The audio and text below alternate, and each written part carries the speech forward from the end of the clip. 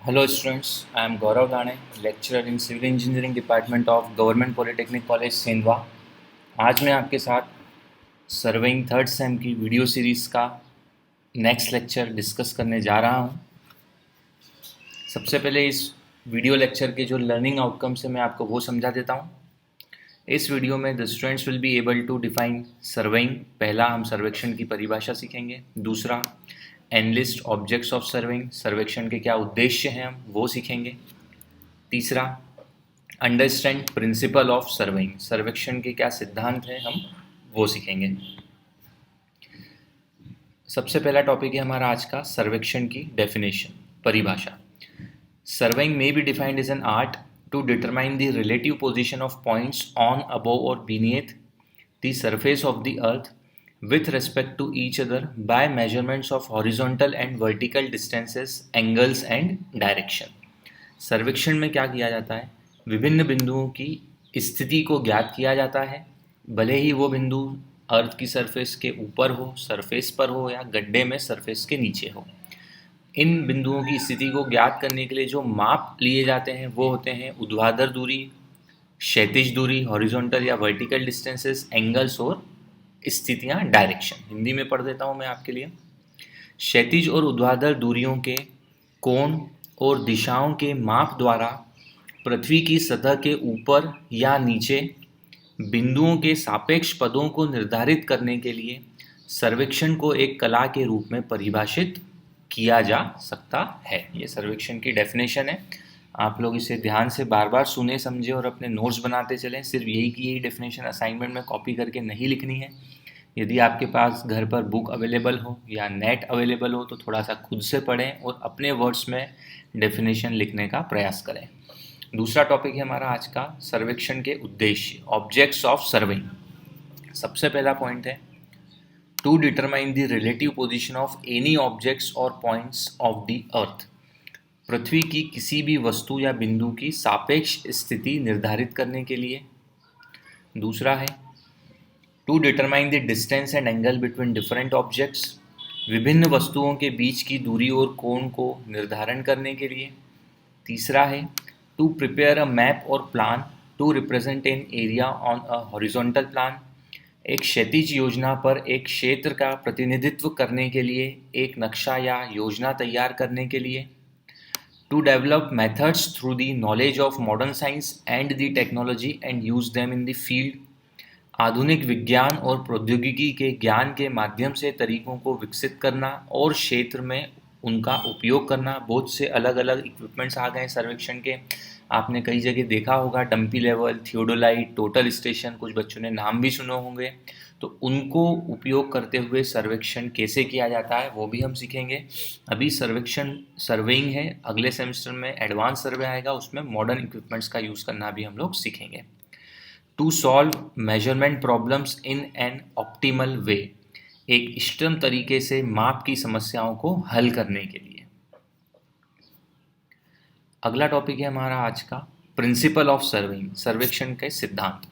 The fundamental principles upon which the surveying is being carried out are to work from whole to part and to locate the point by at least 2 measurements. सर्वेक्षण के 2 महत्वपूर्ण सिद्धांत होते हैं। किसी भी कार्य को होल टू पार्ट करना, होल का मतलब होता है पूरा, संपूर्ण, पार्ट मतलब होता है टुकड़ों में। तो कोई भी काम करना है तो पहले आप उसको पूरा, जो बाउंड्रीज है, जैसे मान लीजिए सर्वेक्षण में क्या करते हैं, जनरली मैप बनाते हैं, स्थिति देखेंगे विभिन्न बिंदुओं की। तो मान लीजिए आपका साइट का आपका प्लॉट साइज है 20-40, तो सबसे पहले क्या करोगे, आप उस 20-40 के प्लॉट की बाउंड्री को मार्क करोगे, फिर उसके अंदर के डिटेल्स मार्क करोगे, कहाँ पे किचन बनाना है, कहाँ पे लेट बाथ बनाना है, कहाँ पे ड्राइंग रूम बनाना है, कहाँ पे पार्किंग स्पेस बनाना है। इस तरह से ऐसा नहीं करोगे कि पहले ड्राइंग रूम बनाऊं और फिर बाद में बाउंड्रीज मार्क करूँगा। ऐसा क्यों करते हैं वो आगे मैं बताऊंगा आपको। दूसरा पॉइंट होता है to locate a point by at least 2 measurement, किसी भी बिंदु को स्थापित करने के लिए कम से कम 2 मापों की आवश्यकता होती है। जो पहला सिद्धांत है principle of working from whole to part, whole to part का जो उद्देश्य है वो है टू लोकलाइज द एरर्स, त्रुटियों को लोकल करके रखना, मतलब बढ़ना नहीं चाहिए, आपकी बाउंड्रीज के अंदर ही रहेंगी वो त्रुटियां। दूसरा पॉइंट है to control the accumulation of errors, जो त्रुटियां होती है उनके इकट्ठा नहीं होने देना, उनको कंट्रोल करना, इसलिए to control the accumulation of errors. अब ये कैसे किया जाता है मैं आपको इस डायग्राम के थ्रू समझाता हूँ। इस डायग्राम को ध्यान से देखें।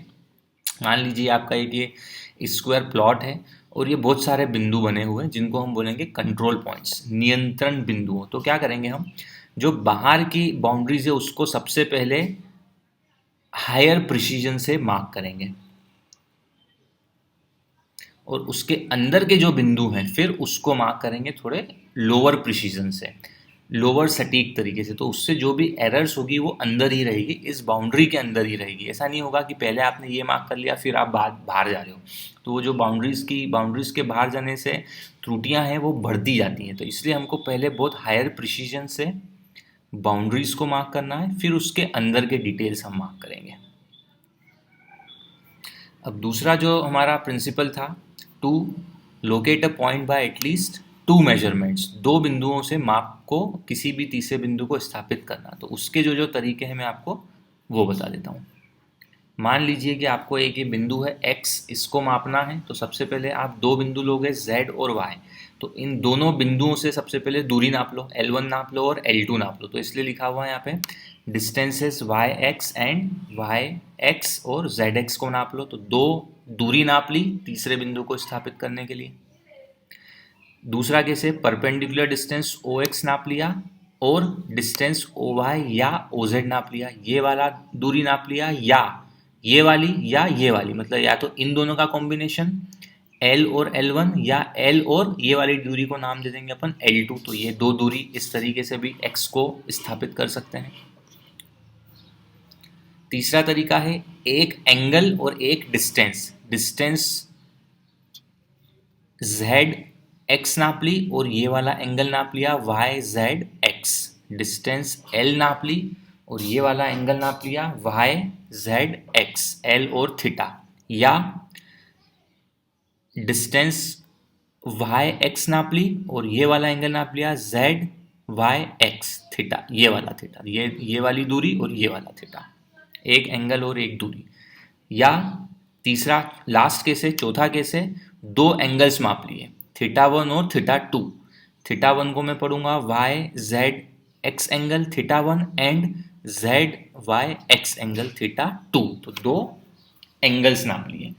तो इन दो मापों के point of intersection of two measured parameters defines the position of the point. इस तीसरे बिंदु x की पोजीशन दो माप से हम डिफाइन कर सकते हैं। तो इसलिए हमने लिखा है यहाँ पे कि जो हमारा प्रिंसिपल है वो है to locate a point by at least two measurements, दो मापों से किसी भी तीसरे बिंदु की स्थिति को ज्ञात करना। तो ये हमारा मेन सिद्धांत है, एग्जाम में भी ये लिखने को आता है। तो ध्यान से इसे बार बार सुनना, अच्छे से समझते हुए फिर अपने नोट्स बनाना।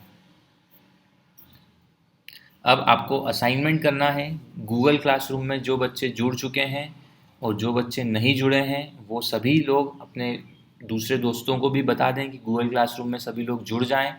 अपनी कॉपी में घर बैठे आपको जो मैंने पढ़ाया है जितना आप पढ़ सकते हो, किसी के पास बुक्स हो, नेट हो, तो अपनी सुविधा अनुसार अपनी कॉपी में सिर्फ लिखते चलें, फ़ोटो खींच लें, PDF बना लें और PDF को गूगल क्लासरूम में अपलोड करते जाएं। यदि किसी बच्चे के पास स्मार्टफोन अवेलेबल नहीं है, फ़ोटो खींचना नहीं आ रहा है, PDF बनाना नहीं आ रही है, तो भी कोई समस्या नहीं है। अपने दोस्तों से या घर के किसी बड़े व्यक्ति से पूछ लें। फिर भी अगर नहीं हो पाता है तो बस अपनी कॉपी में ज़रूर से लिखते चलें। जब भी कॉलेज खुलेगा तब इस असाइनमेंट को आपका मान्य कर लिया जाएगा। अभी के लिए लेकिन जो बच्चे कर सकते हैं वो करते चलें। गूगल फॉर्म पे रोज़ाना अपनी अटेंडेंस डालते चलें।